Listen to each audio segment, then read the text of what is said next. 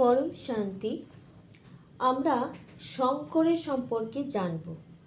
শঙ্কর মানে হচ্ছে শিবের সাকার রূপের অবতার। আমরা যে জ্যোতির্লিঙ্গ বলি, আমাদের শাস্ত্রে সব মিক্সড আপ আছে।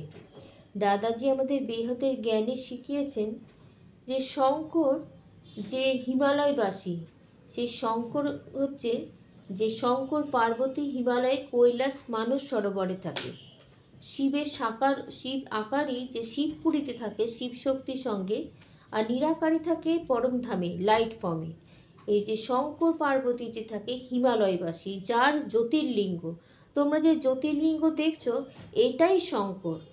শঙ্কর পার্বতী হিমালয়ে কৈলাস মানস সরোবরে সাকার রূপে থাকে পরিবার নিয়ে। হিমালয়বাসী শঙ্কর দেবতা নয়, সে হচ্ছে শিবের রচনা। শিব এই ব্রহ্মাণ্ডে কাজ করার জন্য শঙ্কর পার্বতীর মাধ্যমে কাজ করায়। এই জন্য শঙ্কর সবসময় শিবের ধ্যান করে, মানে তার বসের ধ্যান করে। সে শিবের রচনা, শিবের থেকে শঙ্করের জন্ম হয়েছে। শিবের আকারী স্বরূপে একটা সেল থেকে শঙ্করের জন্ম হয়।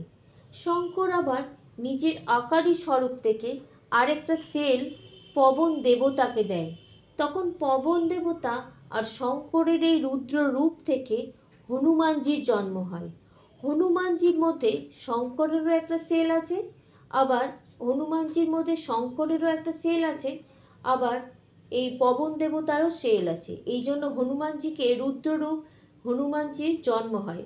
এই হনুমানজিকে শঙ্করের 11তম রুদ্রাবতার বলা হয়। শিবপুরাণে বলা আছে, শিবপুরাণে বলা হয়েছে শিবের 28টা অবতারের কথা, শঙ্কর তার মধ্যে অন্যতম। আর স্কন্দ পুরাণ, তাহলে বুঝতে পারলে তো, শিব যে নিরাকার লাইট ফর্ম, সে থাকে পরম ধামে, সেখানটা লাইট ফর্ম। আর শিব শক্তি হয়ে কাজ করে, যে শিব শক্তি হয়ে শিবপুরীতে থাকে আকারী রূপে। আর শঙ্কর পার্বতী হলো শিব শক্তির সাকার রূপের অবতার। এই কৈলাস মানস সরোবরে তোমরা যে জ্যোতির্লিঙ্গ, আমরা যে জ্যোতির্লিঙ্গ দেখি, যে জ্যোতির্লিঙ্গ তোমরা দেখছো, এটাই হলো শঙ্কর। শঙ্কর পার্বতী কৈলাস মানস সরোবরে পরিবার নিয়ে থাকে। যারা যায় অনেক সময় তাদের অনুভূতিও করায়। অনেকে বলে, দেখবে আমি ভগবানকে দেখতে পেয়েছি, ভগবানকে দেখতে পেয়েছি। দাদাজির বেহাদের জ্ঞান জানলে তোমরা সব জানতে পারবে। 7 সিক্রেটস অফ শিবা এই ভিডিওর মধ্যেই দেখবে আমি বাংলায় করেছিলাম। দাদাজির আশীর্বাদে দাদাজি আমায় নিমিত্ত করে, দাদাজি আমরা কেউ কিচ্ছু বলতে পারি না, দাদাজি সব আমাদের নিমিত্ত করে, উনি সব নিজে নিজেই বলেন। আমরা তার সেবাধারী আত্মা, আমাদের কোনো ক্ষমতা নেই, একটা কথা বলারও কোনো শক্তি নেই। দাদাজির দয়া ভালোবাসাতেই উনি সব আমায় নিমিত্ত করে করাচ্ছেন। স্কন্দপুরাণ অনুযায়ী বিষ্ণুপুরী ও শিবপুরী বা রুদ্রলোককে ব্রহ্মাণ্ডের বাইরে ধরা হয়। আর একটা শিব শক্তির আয়ু হচ্ছে ব্রহ্মার 100 বছর। প্রত্যেকটা ব্রহ্মাণ্ডের রচয়িতা হলো আলাদা আলাদা শিব শক্তি। কেমন?